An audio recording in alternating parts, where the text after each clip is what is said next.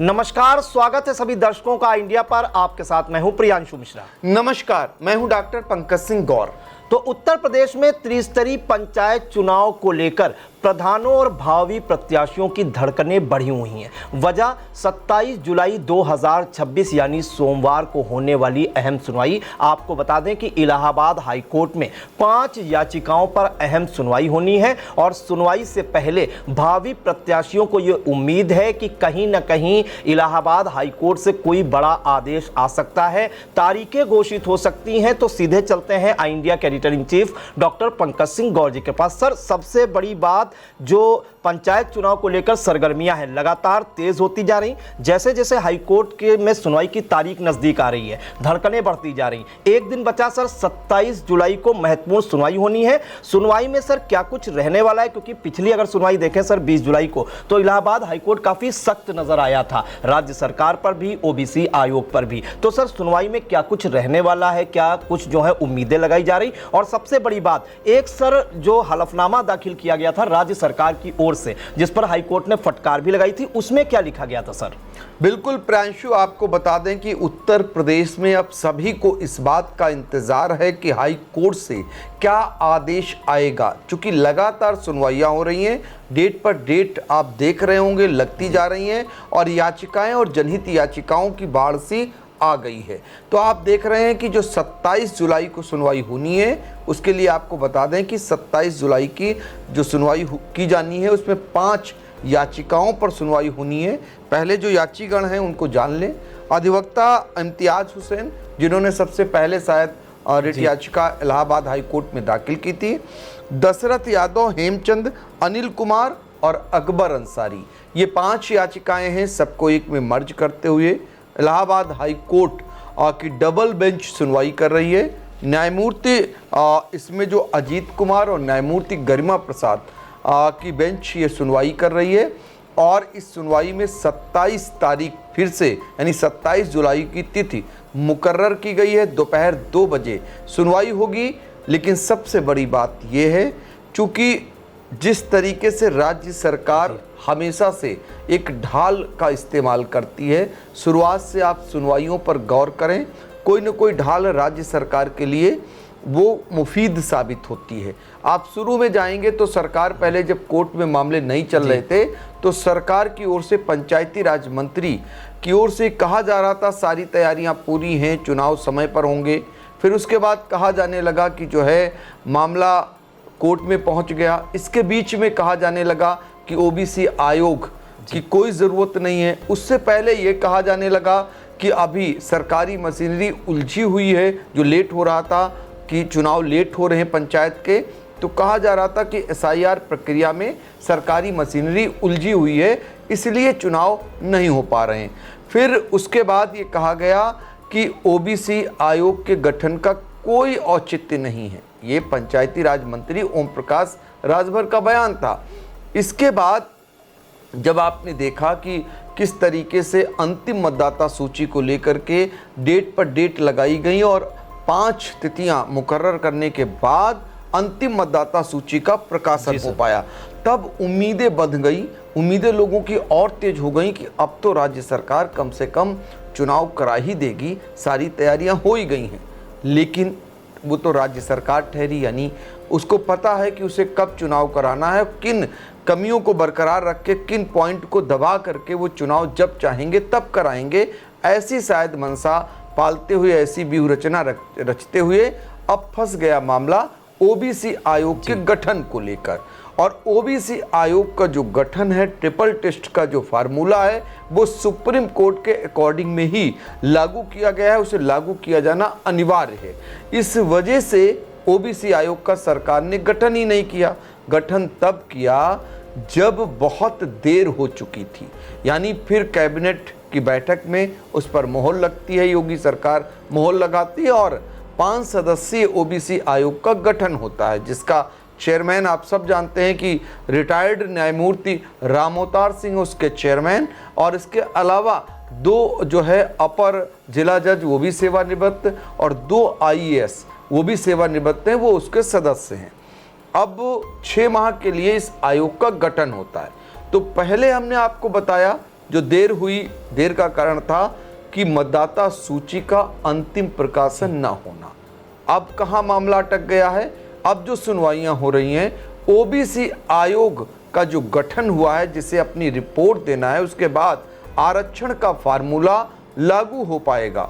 तो ओबीसी आयोग का जो गठन किया वो आज 2 महीने धीरे धीरे हो जाएंगे आगे चलकर, लेकिन आप जानकर हैरान रह जाएंगे कि अभी तक ओबीसी आयोग कितने जनपदों में भ्रमण कर पाया है। उत्तर प्रदेश में 75 जनपद हैं, और 75 जनपद की बात करें, पिछली जो सुनवाई हुई प्रियांशु, तो उसमें ओबीसी 20 जुलाई को जो सुनवाई हुई, उसमें ओबीसी आयोग की ओर से जो रिपोर्ट दर्ज, जो शपथ पत्र एक समान दिया गया, उसका हवाला दिया गया, तब तक सिर्फ 11 जिले ही भ्रमण हो पाए थे, यानी वहां की रिपोर्ट ओबीसी आयोग तैयार कर पाया था, भ्रमण हो पाए थे। रिपोर्ट तो बाद में बनती है। इसके बाद अगर बात करें, इस बीच 7 दिन हो जाएंगे, तो जो उसके बाद 6 दिन बचते हैं, उसमें ओबीसी आयोग ने 5 जिलों में और भ्रमण कर लिया, यानी कुल 16 जिले अभी तक ओबीसी आयोग के भ्रमण हो पाए हैं, और 75 जिलों में जाना है। तो जाहिर सी बात है, कितना समय लगेगा आप अंदाज़ा लगा लें। 6 माह का जो है उसका आयोग का गठन है ही ऑलरेडी।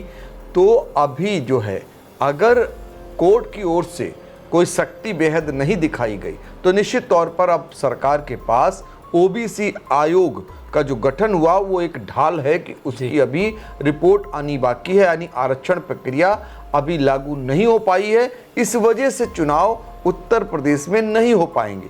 लेकिन सबको पता था कि जब 25 मई को प्रधानों का ग्राम पंचायत में कार्यकाल खत्म हो रहा था, 26 मई को माफ कीजिएगा, कार्यकाल खत्म हो रहा था, तो सरकार को पता था, तो ये तैयारियां आखिर क्यों नहीं की।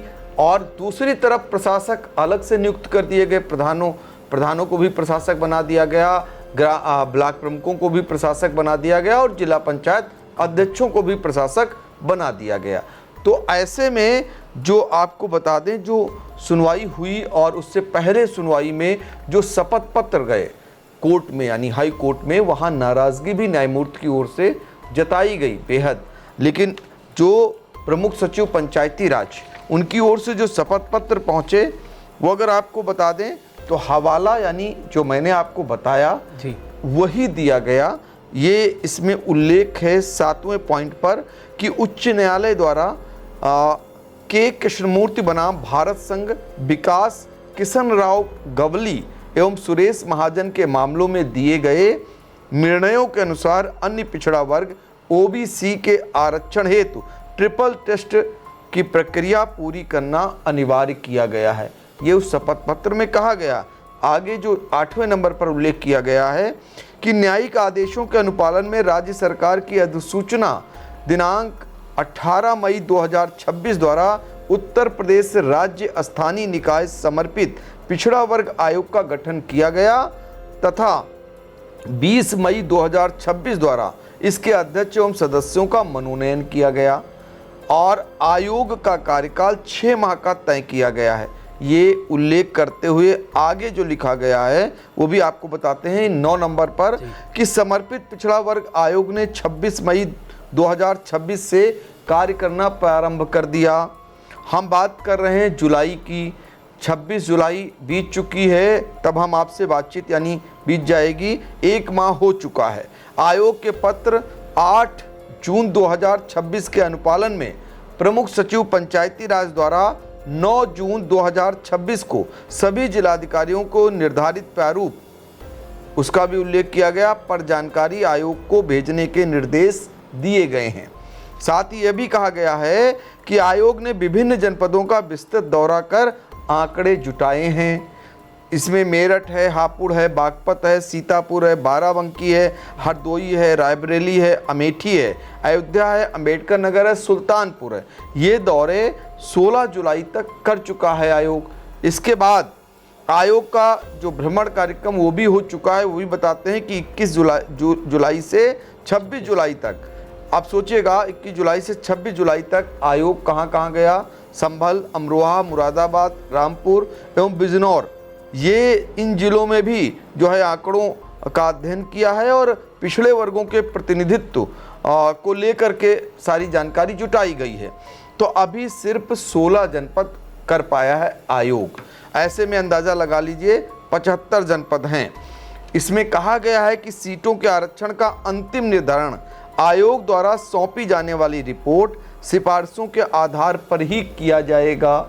यानी यही सबसे बड़ा उसके पास, सरकार के पास एक आधार है जिसके ज़रिए कोर्ट में वो खड़ी है और कह रही है कि अभी आयोग की रिपोर्ट ही नहीं है, तो हम कैसे चुनाव कार्यक्रम घोषित कर दें, पहले सीटों का आरक्षण हो। लेकिन खबर ये भी है कि इन सब जो शपथ पत्र आ रहे हैं इसको लेकर संतुष्ट नज़र नहीं आ रहा है हाई कोर्ट, और नाराज़गी भी जता रहा है, उन्हें कुछ नहीं चाहिए। बीच में ऐसी भी बातें आई कि आयोग के इस रवैये को लेकर, यानी जो दिया जा रहा है, ये भी कह सकता है कोर्ट की ठीक है, ऐसी प्रक्रिया पर आप अपना सकते हैं, या टाइम बाउंडेशन भी कर सकता है कि इतने दिन में आपको रिपोर्ट देनी ही है, अब बहुत ज़्यादा चुनाव नहीं टाले जा सकते हैं। तो कुल मिलाकर के अब सब कुछ आयोग पर ही, यानी हाई कोर्ट पर ही निर्भर है। हाई कोर्ट क्या करता है ये देखना लाजमी रहेगा।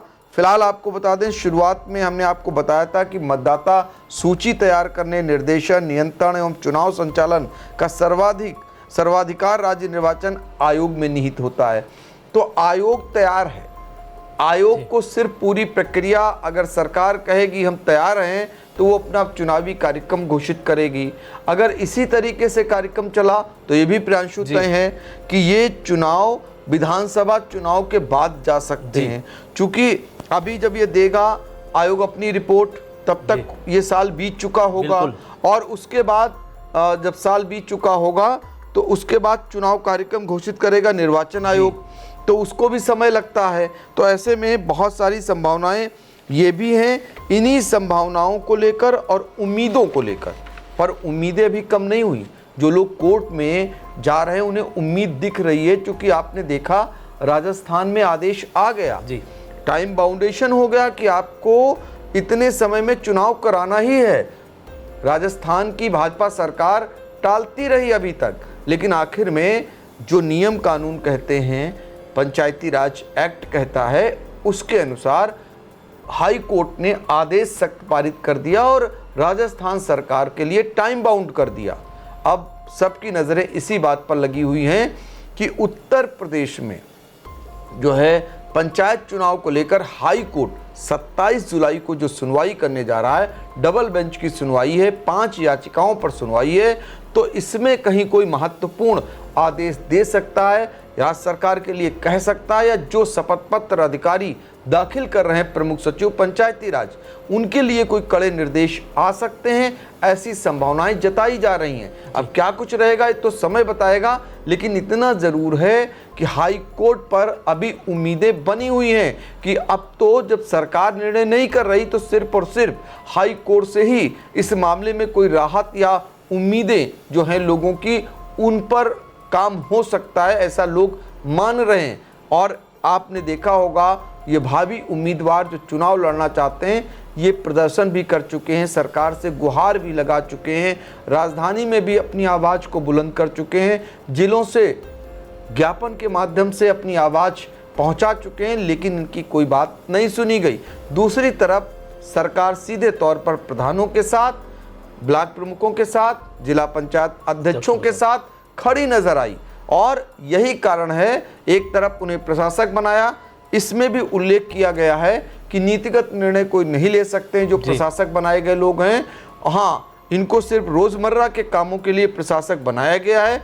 तो आप प्रशासक पर कम बात हो रही है, क्योंकि अब अगर चुनाव हो जाएंगे, चूंकि एक सुनवाई करते हुए हाई कोर्ट इस बात को लेकर पहले ही तल्ख टिप्पणी कर चुका है और प्रशासक बनाए जाने को लेकर असंवैधानिक उसे बताते हुए करार दे चुका है। तो ऐसे में सिर्फ और सिर्फ अगर चुनाव समय पर हो जाते हैं या चुनाव का कार्यक्रम घोषित हो जाता है तो प्रशासक का मुद्दा दूर चला जाएगा। यहाँ पर सीधे तौर पर अब लोगों की निगाहें कि चुनाव विधानसभा चुनाव के बाद होंगे पंचायत के, या फिर पहले हो जाएंगे अगर कोर्ट चाहेगा, ऐसी उम्मीदें लोग लगाए बैठे हैं। जी बिल्कुल सर, इसमें कुछ संभावनाएं और भी हैं, हम दर्शकों को बता देते हैं। दरअसल जिस हिसाब से सर ओबीसी आयोग जिलों का दौरा कर रहा है और ओबीसी आयोग जिस हिसाब से दौरा कर रहा है उस हिसाब से लग रहा है कि 6 महीने तो उसे चाहिए अपनी जो है पूरी रिपोर्ट तैयार कर, मतलब जिलों में जाने के लिए। उसके बाद 2 महीने सर चाहिए होंगे रिपोर्ट तैयार करने के लिए। तो अगर हम जुलाई से 8 महीने जोड़ लें तो सर फरवरी तो ऐसे ही हो जाएगा। उधर विधानसभा चुनाव का भी बिगुल बच जाएगा। मार्च से हो सकता है आचार संहिता लग जाए, क्योंकि विधानसभा चुनाव अगर देखें तो इसी महीने में होते हैं और मई में सर शपथ हो जाती है। दूसरे, अगर 27 जुलाई को इलाहाबाद हाईकोर्ट कह देता है कि आप तय समय में चुनाव कराइए, इन तारीखों में चुनाव कराइए, तब सरकार भी बन जाएगी। तब 2 रास्ते होंगे सर, या तो हाईकोर्ट ने पहले कहा था कि आप पिछला आरक्षण उठा लीजिए 2021 का और 2% उसमें ओबीसी आरक्षण बढ़ा लीजिए और सीटों का निर्धारण कर लीजिए। एक ऑप्शन ये है सर। दूसरा ऑप्शन ये है कि जो लोग मांग कर रहे हैं भावी प्रत्याशी कि आप सभी सीटों को जो है आप सामान्य मानकर चुनाव करा लीजिए। तो एक उम्मीद सर ये भी है। तो सर कहीं ना कहीं इस बार चुनाव में, पंचायत चुनाव में ये भी एक हो सकता है कि पहली बार बिना ओबीसी आयोग की रिपोर्ट के जमा किए बिना ये चुनाव हो सकते हैं सर। ये पूरी संभावना है सर। बिल्कुल आप संभावना जता सकते हैं, लेकिन सरकार के पास रास्ते खुले हैं। अगर उसकी मंशा ये है कि चुनाव ना हो तो वो हाई कोर्ट के आदेश के विपरीत सुप्रीम कोर्ट जा सकती है। अगर उसे उलझाना ही है चुनाव ना हो समय पर, तो वो निश्चित तौर पर इसकी अपील करेगी सुप्रीम कोर्ट में। सरकार से जुड़े हुए लोग, वो प्रधान संघ से जुड़े हुए लोग खुलेआम ये कह रहे हैं कि जरूरत पड़ी तो वो कानून बदल देंगे, यानी पंचायती राज एक्ट को बदल देंगे। तो कुल मिलाकर के सरकार और कोर्ट के पाले में गेंद है। कोर्ट अगर निर्धारित करता है तो सरकार उसका कैसे पालन कराती ये देखना रहेगा। लेकिन लाखों लाख करोड़ों लोग जो गांव की सरकार बनाना चाहते हैं, वो चाहते हैं कि चुनाव हो। इतना चुनाव टालना ठीक नहीं है। दूसरी तरफ जो प्रधान हैं, जो प्रशासक बनाए गए, ब्लॉक प्रमुख हैं, इसके अलावा जिला पंचायत अध्यक्ष हैं, वो चाहते हैं कि अभी उन्हें और काम करने का मौका मिले। और सरकार चाहती है कि विधानसभा चुनाव इनके दम पर हम जीतें। तो ये सारी बातें हैं। अब इसमें आयोग अपनी रिपोर्ट क्या देता है 27 तारीख को, 27 जुलाई को, ये देखना होगा। प्रमुख सचिव पंचायती राज क्या पक्ष रखते हैं ये भी देखना रहेगा। और हाई कोर्ट कितना सख्त होता है या क्या आदेश करता है। अब 27 जुलाई पर फिलहाल सबकी निगाहें हैं। उस दिन कुछ न कुछ जरूर वहां से कोई बड़ी जानकारी, बड़ी खबर जरूर निकल करके आएगी, ऐसी उम्मीद हम भी लगाए बैठे हैं। जी बिल्कुल। तो देखिए, चंद घंटों में इलाहाबाद हाईकोर्ट में सुनवाई होनी है। इलाहाबाद हाईकोर्ट की डबल बेंच में 5 याचिकाओं पर महत्वपूर्ण सुनवाई होनी है और सुनवाई से पहले प्रधानों के साथ भावी प्रत्याशियों की धड़कनें तेज हैं और भावी प्रत्याशी ये उम्मीद लगाए बैठे हैं कि इलाहाबाद हाईकोर्ट से कोई बड़ा फैसला आ सकता है। चुनाव की तिथियों के निर्धारण के लिए कोई बड़ा आदेश जारी किया जा सकता है। तो देखना होगा इलाहाबाद हाईकोर्ट सुनवाई में क्या कुछ कहता है, राज्य सरकार को क्या कुछ आदेश देता है, राज्य निर्वाचन आयोग को क्या कुछ आदेश देता है। उस पर भी आई इंडिया की नजरें बनी हुई हैं। तो फिलहाल सभी दर्शक देखते रहिए आई इंडिया और आपके कोई भी सुझाव हैं तो हमें कमेंट बॉक्स में जरूर बताएं। तब तक के लिए हमें दीजिए इजाजत। नमस्कार। नमस्कार। कभी कभी एक छोटी सी विजिट एक बड़ी सी तब्दीली ले आती है, लेकिन हर घर में कुछ छोटी कमियां छुपी होती हैं, जैसे ये सीलन जो पुरानी लकड़ी की खिड़की से आती है, और बाहर का शोर वो तो बातें भी रुकवा देता है। बस एक फिक्स और सब कुछ बदल जाता है। ग्रीन प्लास्ट की प्रीमियम यूपीवीसी विंडोज, ना सीलन ना शोर, सिर्फ सुकून। वेदर रेजिस्टेंट डिजाइन जो हर मौसम में सालों तक साथ निभाए। एक्सीलेंट थर्मल इंसुलेशन ताकि घर रहे ज्यादा कंफर्टेबल और energy efficient. Low maintenance finish, ना बार बार पेंट की जरूरत, ना एक्स्ट्रा झंझट। Green प्लास्ट UPVC Windows, leading and trusted manufacturers of UPVC and doors.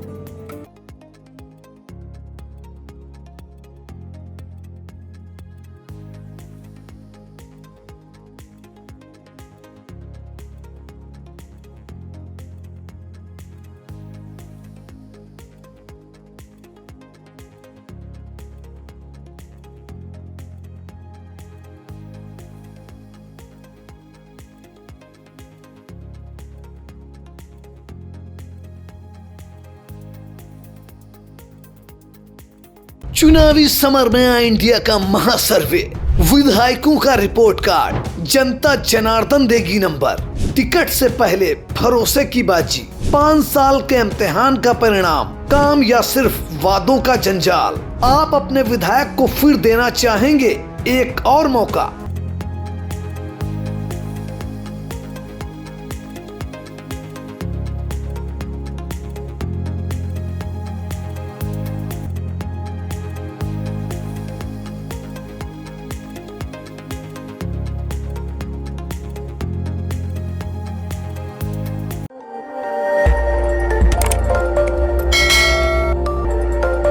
खबर आपकी, नजर हमारी।